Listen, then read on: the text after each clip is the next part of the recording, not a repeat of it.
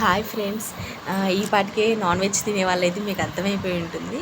ఈరోజు నేను మా ఇంట్లో తలకాయ మాంసం వండుతున్నాను అనమాట.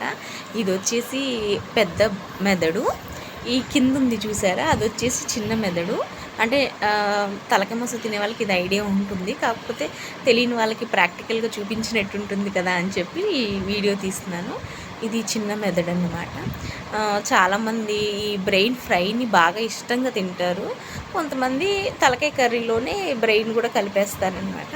మీలో ఎవరెవరికి విడిగా బ్రెయిన్ ఫ్రై అంటే ఇష్టం లేదు, తలకాయ మాంసంలోనే ఎంతమంది కలుపుకుంటారో చిన్న కామెంట్ చేయండి ఫ్రెండ్స్. చిన్న మెదడు ఇది, అది వచ్చేసి పెద్ద మెదడు అనమాట. నాకైతే రెండు ఇష్టమే, బ్రెయిన్ విడిగా ఫ్రై చేసిన ఇష్టమే, కర్రీలో వేసినా కూడా ఇష్టమే అన్నమాట.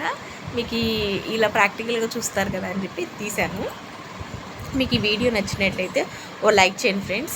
నేను ఇది కర్రీలో వేసి వండుతాను, ఈరోజు కూడా అలాగే వేసాను. Thank you friends, thank you so much.